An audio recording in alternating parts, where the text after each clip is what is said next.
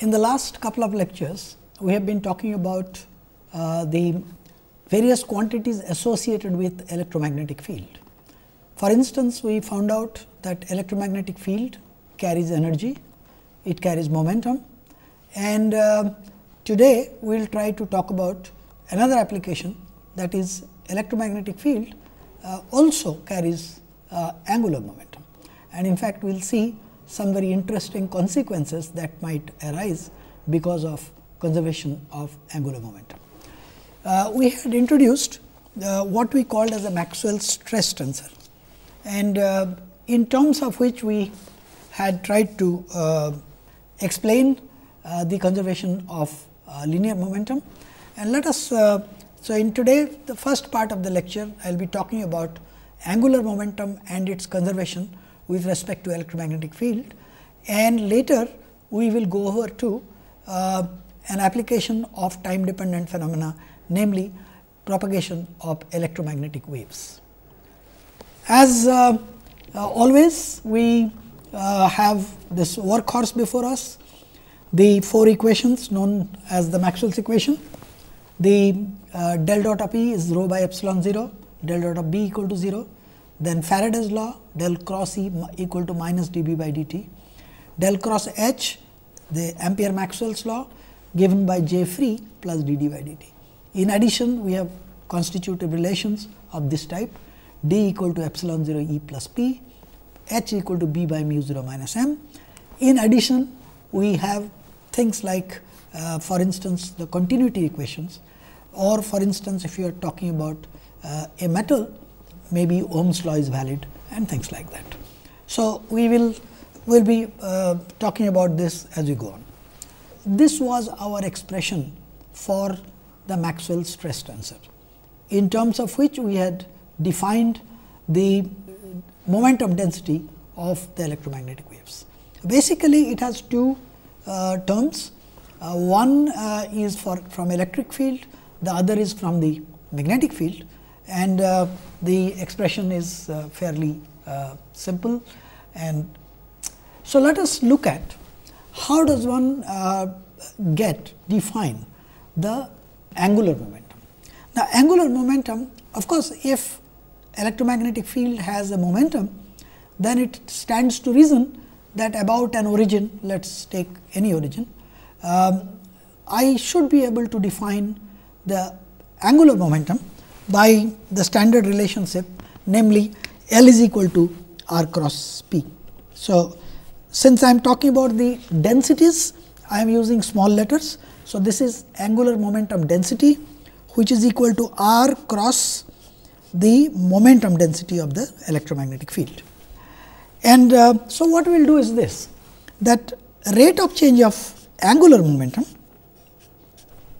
this is all in terms of the density, this is equal to R cross, remember that angular momentum's change is related to the torque that acts on it. So, therefore, R cross the force, as usual this is rho E, that is the force exerted by the electric field, and of course, J cross B, which is the usual Lorentz force equation, J cross B.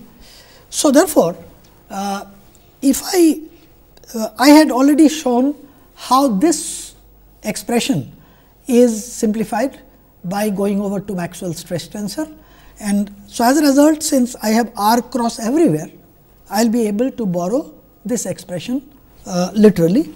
So, therefore, what I would get is d by dt of the angular momentum density plus 1 over c square R cross S. If you recall that I had 1 over c square S, S is the Poynting vector. So, I have 1 over c square R cross S, and that was equal to the part which ultimately translated as the Maxwell stress tensor. So, I had epsilon 0 R cross E del dot E, I am not going to repeat that algebra, minus E cross del cross E,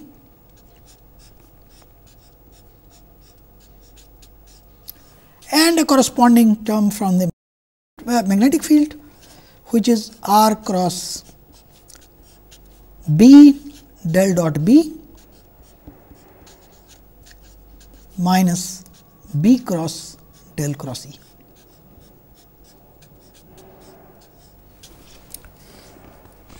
Now, we had already simplified this term before. So, therefore, this would lead to an equation of this type, d by dt of L, this I will now put in mech, because this is mechanical angular momentum, plus the electromagnetic angular momentum. These are the total change in the angular momentum of the sources and the electromagnetic fields. So, that is equal to r cross, if you recall, this term was divergence of the second rank tensor, namely Maxwell's stress tensor. So, this of course, is S by c square. This is my electromagnetic angular momentum, and this is r cross the divergence of the stress tensor. So, this is what we had seen. So, if you now integrate it over the complete volume, what you would get would be the statement of conservation of angular momentum, and now that it is being integrated, the only dependence is through time. So, therefore, this is d by dt L mechanical plus integral over the volume of L electromagnetic, that is the momentum density d cube x. And this change results in a, if you like, a flux of torque through the surface, because this is we know that rate of change of angular momentum is related to torque, and this is of course the total angular momentum. So, therefore, this would be a surface integral, the derivation is exactly the same as before, and this is r cross Maxwell's stress tensor dotted with ds.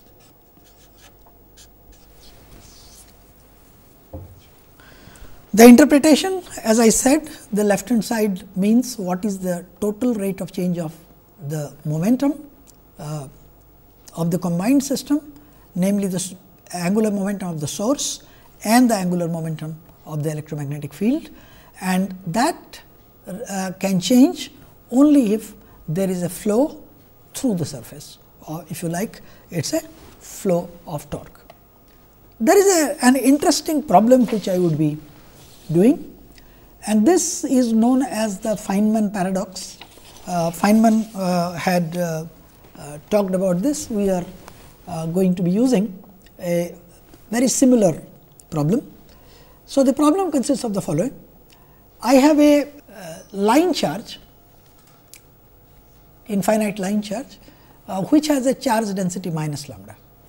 Surrounding this is a cylindrical surface, and this cylindrical surface contains a charge density, surface charge density, which is lambda, which is the same as the magnitude of this one, divided by 2 pi a, namely the circumference. So, of course, this then has the dimension of charge density.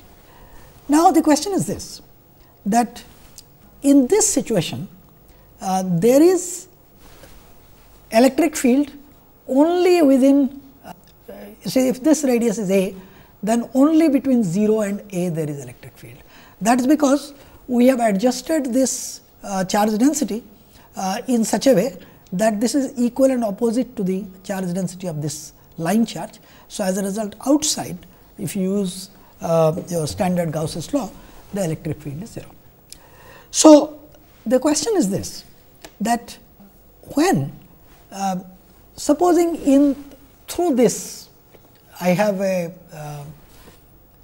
current is flowing and I decrease the current to 0. So, if I decrease the current to 0, then you will find this cylinder will start rotating. The how does it happen that the cylinder starts rotating? So, this has a charge density lambda and there is a current density J. So, let us look at why does it rotate. The Feynman paradox was because since the system was initially at rest, it should continue to be at rest, because otherwise it would violate angular momentum conservation. The reason is that when you talk about the conservation of angular momentum, you have to also take into account the angular momentum of the electromagnetic field, and that is what we are going to be talking today. So, let us look at what we said. We said that angular momentum L was this is I am talking about electromagnetic field angular momentum only. My initial angular momentum of the mechanical system was 0, because everything was at rest. So, this is r cross the Poynting vector by c square, and since it is total, I get 2 pi r dr and integrated over. I know what is the electric field. So, electric field is minus lambda divided by 2 pi epsilon 0 r,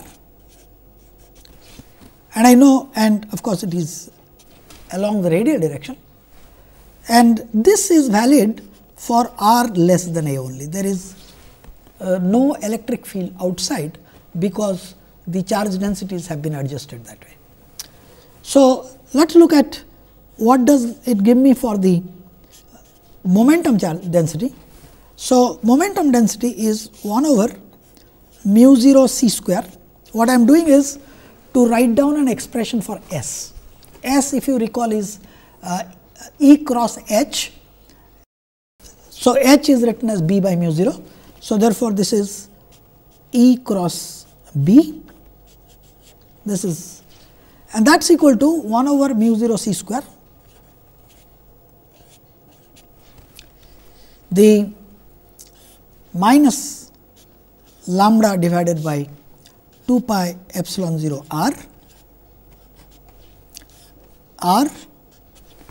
and the external magnetic field which we have put in. Let's say there is an external magnetic field along the z direction, which is B 0 z. Now, what I can do is, since I have a cylindrical geometry, so I have got r phi z. So, therefore, this quantity gives me mu 0, well, c square, and recall mu 0 time epsilon 0 is equal to 1 over c square. So, that will cancel this c square there. I will be left with a B 0 lambda divided by 2 pi r, and it is azimuthal, because there is a r cross z with a minus sign there. So, if this is my momentum density, the angular momentum L becomes, let me pull out the constants first, B 0 lambda divided by 2 pi, integral from 0 to a r cross phi divided by r, then 2 pi r dr.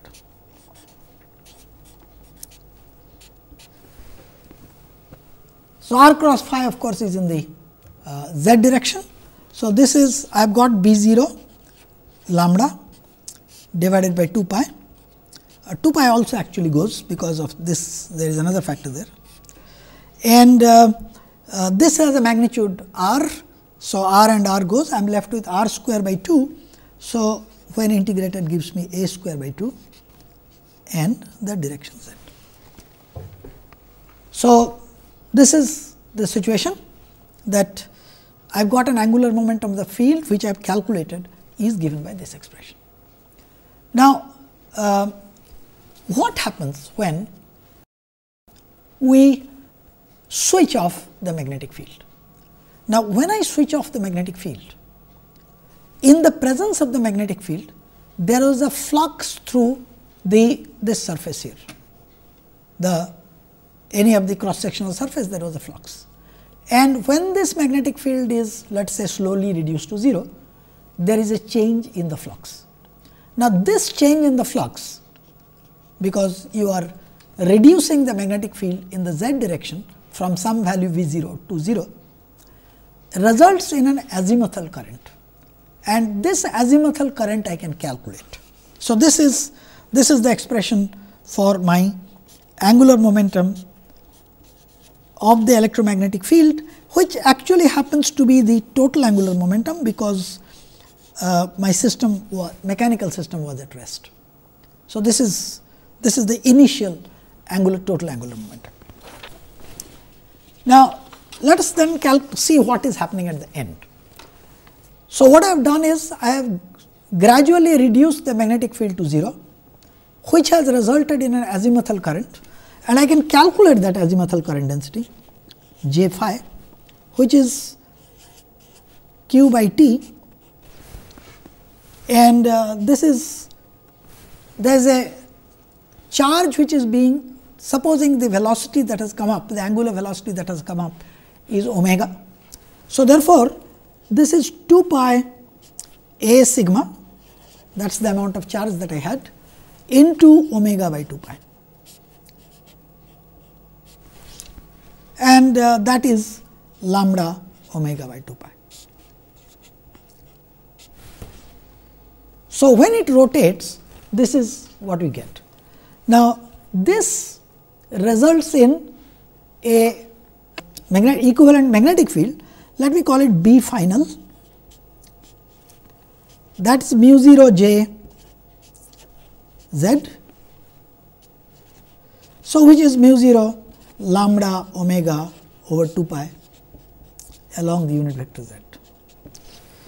Now, since the angular momentum is in the same direction, I can borrow this expression. So, if I know that the induced final magnetic field happens to be B f,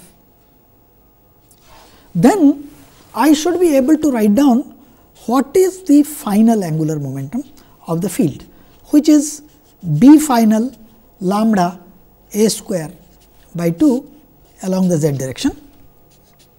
And if you plug the value of B final, which we just now have calculated, then this works, what I have is mu 0 by 4 pi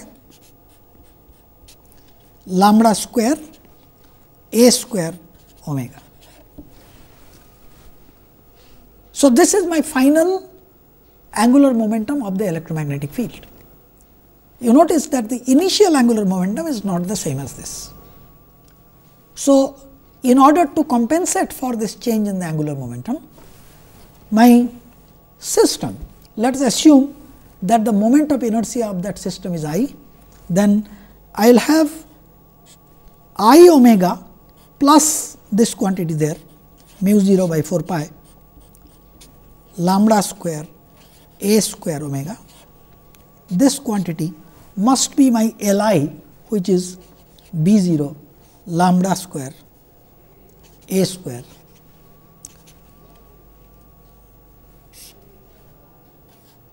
by 2. So, this is what I get, B 0 lambda a square by 2, and this allows us to determine what should be the value of the angular velocity with which the disk will rotate. The summary of this is that in considering conservation of angular momentum of a system which has sources and sources of electromagnetic field, one should take into account the total contribution, both the contribution to angular momentum from the sources as well as due to the electromagnetic field. The next application that I talk about is that we have seen that the electromagnetic field carries momentum. So, as a result, supposing I put electromagnetic field in an enclosure, a cavity, then since this carries momentum, the walls of that cavity will experience pressure in the presence of electromagnetic field. And this actually is something which you can sort of verify experimentally when electromagnetic waves falls on, let us say, a mirror. So, the way we will calculate this is this, that the force, supposing I have a cavity, and so this is my cavity, inside there is electromagnetic field, and let us suppose I am talking about this wall which has this as the direction of its normal. So, the electromagnetic waves or electromagnetic field will exert a pressure on this right hand wall. And I know that this force, supposing I look at a small area ds on this wall, then the force on that wall will be given by the Maxwell stress tensor dotted with ds. Now, since my force is in the x direction, the direction of ds is in the x direction, all that I require is just the xx component of the Maxwell stress tensor, and that we have seen is epsilon 0 E x square minus half E square plus 1 over mu 0 B x square minus half B square.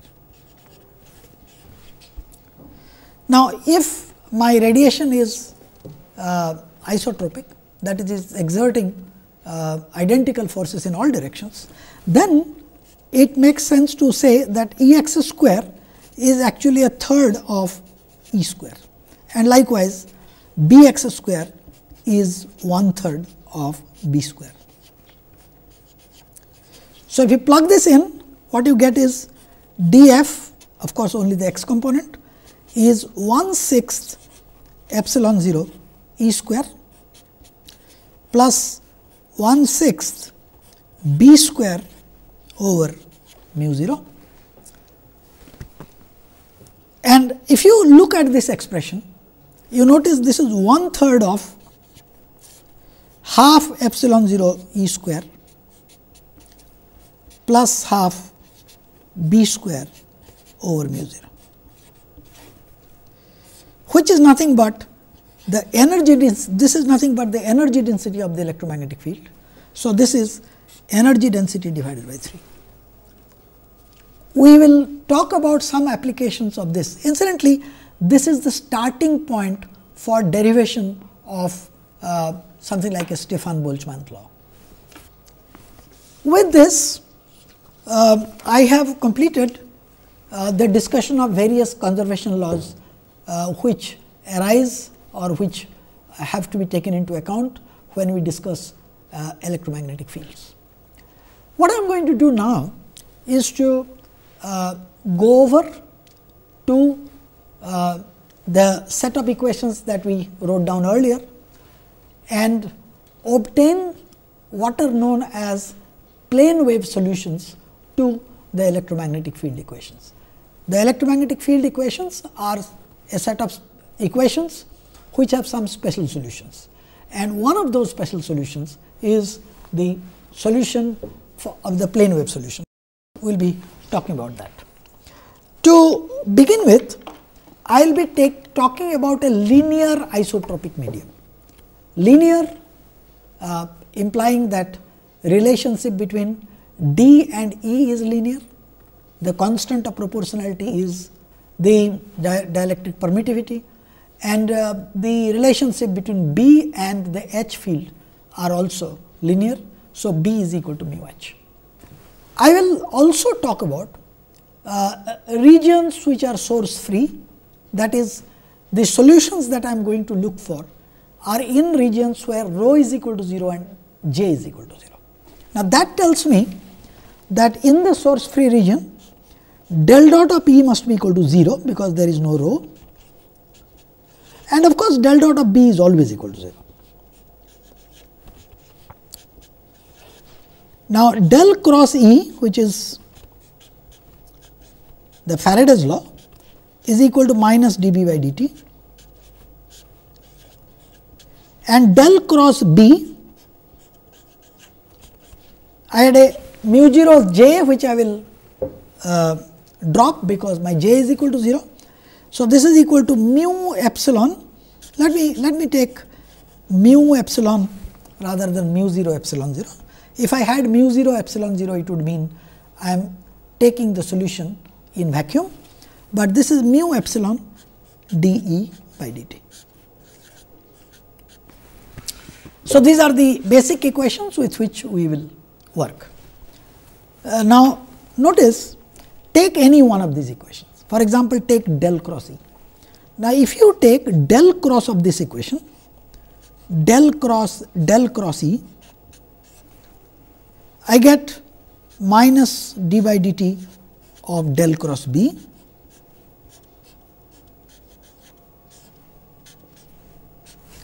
and of course, we have seen several times this gives me del of del dot of E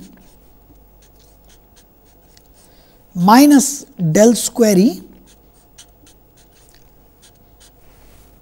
that is equal to minus d by dt of, for del cross B I will replace from Maxwell's Ampere's law, mu epsilon d by dt. We had seen that in the source free region del dot of E is equal to 0. So, I get a del square E is mu epsilon d square E by dt square. So, let me write that down.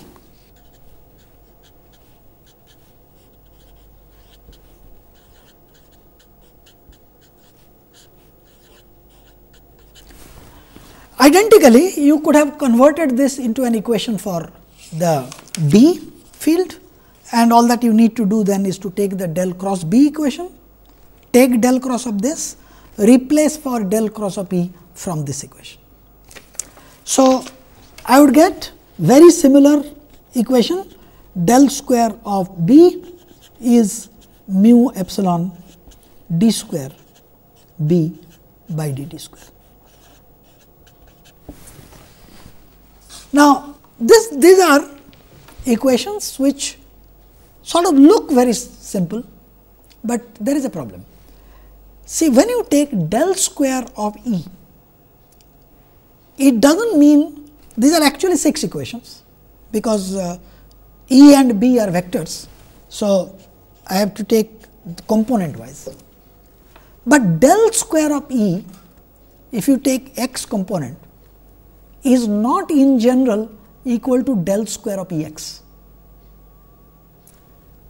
This, however, is true if I work in Cartesian coordinate system. If you were to solve this in, for instance, the spherical polar, then of course, it will mix up the various components. We had seen that del square mixes up. But Cartesian coordinate system, you of course have del square E x, del square of E is d square over dx square E x plus d square over dy square E y plus d square over dz square E z.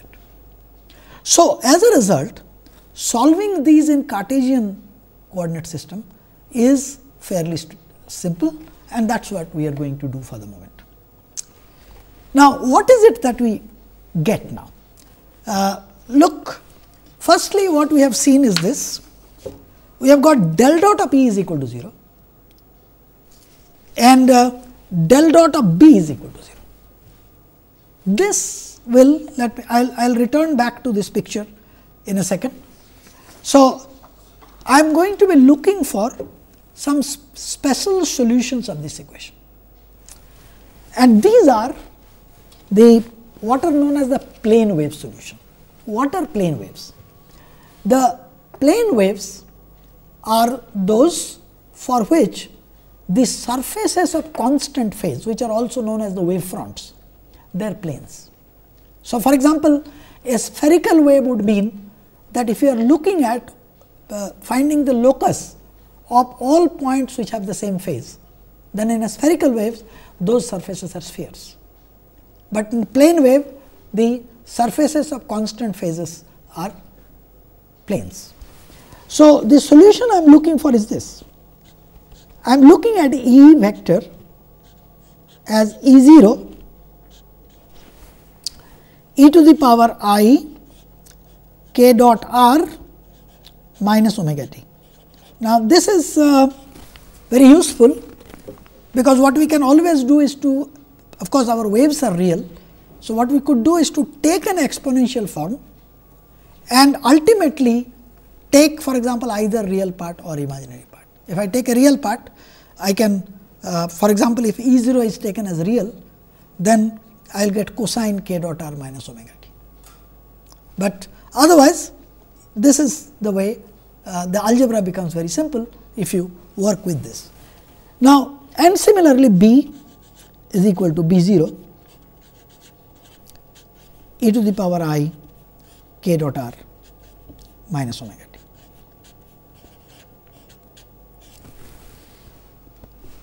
So, let us look at what is meant by then surfaces of constant phase. So, surfaces of constant phase will be those surfaces for which k dot r minus omega t is constant.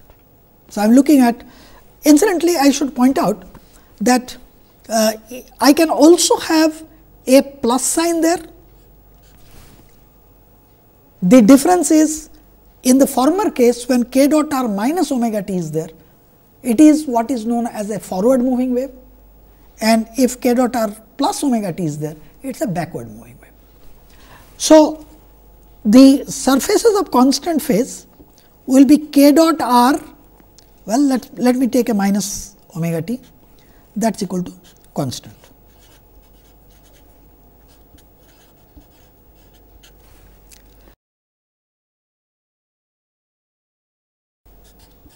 So, let us assume that at any given time omega t is constant. So, this implies that k dot r is constant. Now, let us say the component of r vector along the direction of k is known as a propagation vector, is zeta, let us say. So, therefore, this zeta, which is defined as k dot r, this is constant.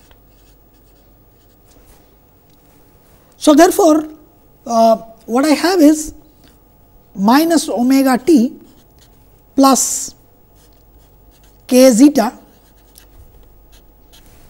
that is equal to constant. And if you differentiate it now with respect to time, what you get is at a this is a constant, and so I have got k dot r, so that is k zeta, and this quantity is constant. So, therefore, I get minus omega. If I differentiate it with respect to time, I get k d zeta by dt, that is equal to omega, which means d zeta by dt is omega by k, plus or minus if you had chosen the other sign, and which is equal to plus or minus the velocity. So, omega by k is what is known as the phase velocity. We will see why it is not just velocity, but the phase velocity later. So, these are the harmonic solutions, the plane wave solutions of this equation. So, let us look at the plane wave solution little more carefully. So, we had already seen that del dot of E is equal to 0. Now, since I have got E is e to the power I k dot r minus omega t, if you took a divergence, this will lead to k dot of E is equal to 0. Parallelly, since del dot of B is equal to 0, I will get k dot B is equal to 0. Which tells me, remember that we are in a non-conducting medium, which tells me that electric and the magnetic field vectors are transverse to the propagation vector. That is not all. There is something more that happens. Let us take one of these equation, let us say del cross B equation. I know that del cross B is mu epsilon dE by dt. Now, this will result in I k cross B. Operation of del is equivalent to multiplying with I k because of the exponential form that we have taken. So, that is equal to now operation. So, therefore, let me write this. The del operator is same as multiplication by I k, and d by dt operator is same as multiplication by minus I omega, because I am looking only at forward moving wave. So, this is minus I omega mu epsilon E. Now, what you do is this. So, I and I will go away, take the cross product of both sides with k, for instance. Let us find out what is k cross B, and that is equal to, well, there is a minus sign. I have minus omega mu epsilon and then k cross E. This is k cross B, and I know which can be written as k times k dot B. This left hand side is k times k dot B minus B times k dot k, which is k square. That is equal to minus omega mu epsilon k cross E.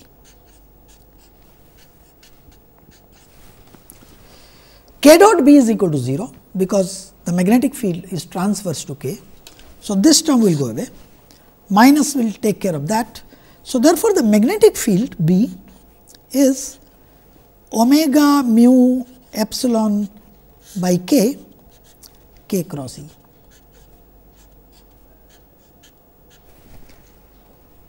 So, you could rewrite this as omega mu epsilon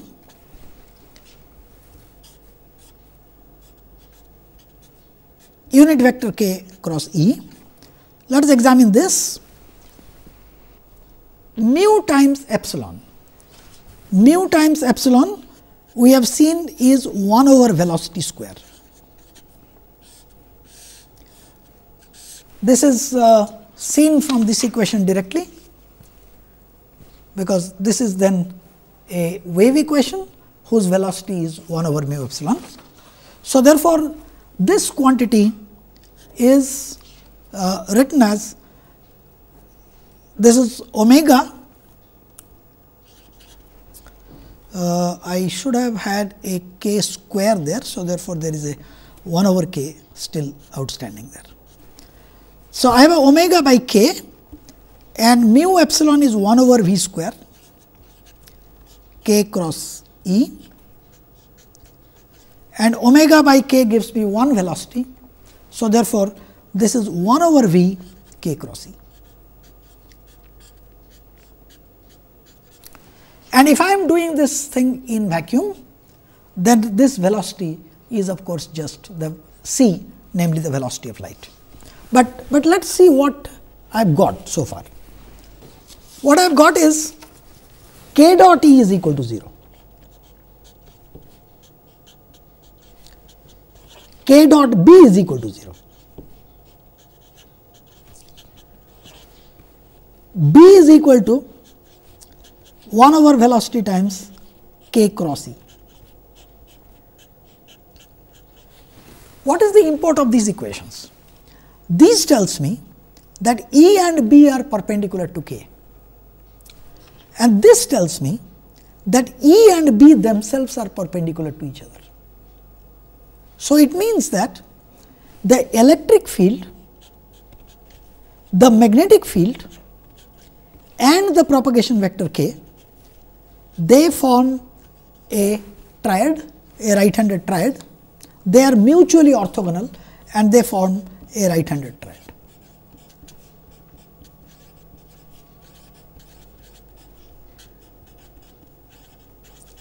I will take you back to this picture that I had shown you earlier.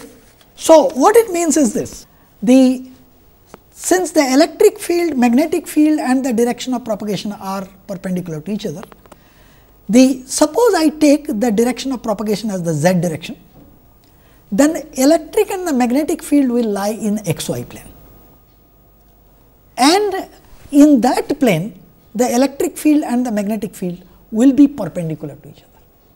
So, what it means is this, that if I have a propagation like this, suppose I have an electric field this way, this is magnetic field and this is my propagation vector. And as the wave progresses, this one moves along k, so that E and B always remain in one plane. And what you see there is just a pictorial representation. Since E is varying with time sinusoidally, this is the green picture. Perpendicular to that, the B is also varying with time. One section of this is missing, but that is what the whole thing is about. Let me also then talk about a few other quantities associated with the electromagnetic field, electromagnetic waves. For example, we had shown that the energy density is given by an expression like this, half epsilon 0 E square plus B square by 2 mu 0. And we have already seen that B is equal to 1 over V k cross E. So, I can simply rewrite this, that supposing I want to write down what is energy density. So, I have got half, well, there is epsilon 0 E square, but I have in a medium. So, let me just generalize, half epsilon E square plus B square by 2 mu 0, 2 mu. And if I take half epsilon out, for instance, I will get E square plus B square by 2 mu, B square by mu epsilon.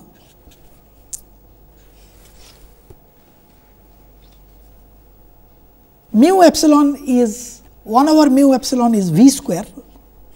So, 1 by 2 epsilon E square plus V square B square.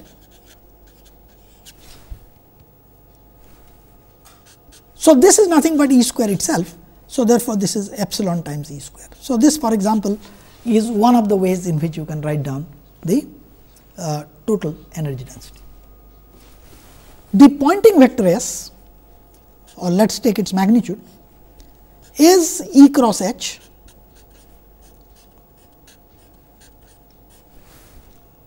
I would digress a little bit and sort of, you must have noticed that whenever we write Poynting vector, we prefer to write it as E cross H and not as E cross B, though occasionally that would be true if B and H are linear, but a general expression is E cross H. The reason is that if you recall, the H field is the field due to real sources, and the difference between the B field and the H field, for instance, could arise because of magnetization, and the magnetization currents being bound currents, they cannot transport energy. So, therefore, E cross H is the Poynting vector. And this is nothing but, well, I am talking about linear medium. So, it is E B by mu 0. You could also write it as, for example, C epsilon 0 E square. If you look at the Poynting vector itself, this will be then C epsilon 0 E 0 square. Supposing I am looking at the real part of that exponential, then cos square k z minus omega t along the direction k. The intensity, which is defined as the time average of the Poynting vector, I have to then take an average of this over a time period, which works out to half. So, this is equal to half C epsilon 0 E0 square k. So, this is the intensity. Now, before I proceed further, I would like to make a comment on what is known as the state of polarization. This is something which is already familiar to you, but let me make some comments in any case. We have said, let me for the moment talk only about electric vector, because the electric vector being transverse to the magnetic vector. So, if I talk about electric vector, you can make similar conclusion about the magnetic vector as well. So, what we have said is that the electric vector lies in a plane perpendicular to the direction of propagation. Now, if that is true, so this is my direction of propagation, and let us say that this is a plane which is perpendicular to it, the electric vector can be in any direction thereof. Now, so we had written that since electric vector is perpendicular to the z direction, I can express a general electric vector E which depends upon z and t by, let us say, the real part of. Now, since this is in xy plane, I can write it as, for example, E0 x times I plus E0 y times j, and of course, the exponential factor e to the power I omega t minus minus I omega t plus I k z. Now, in general, these quantities E0 x and E0 y, they are complex. Now, let us take some special relationship. So, suppose my E0 x supposing is equal to E0 x magnitude times e to the power I phi. Now, let me also say that E0 y is also equal to its magnitude, and suppose I have the same phase, suppose let it have the same phase, then my electric field will be written as, well, real part of, so E0 x magnitude I plus E0 y magnitude j times cosine of k z minus omega t plus phi. Notice this, that in this case the magnitude of the vector changes from 0, because cosine can take 0 value, to of course E0 x square plus E0 y square, but its direction remains constant. So, the electric field vector as it propagates points in the same direction. Such a thing is what we are calling as linearly polarized wave.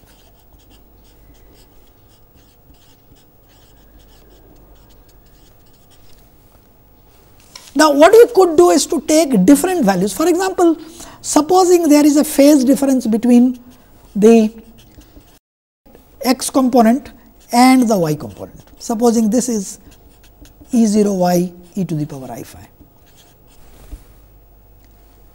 Now, this will then be in general an elliptically polarized wave.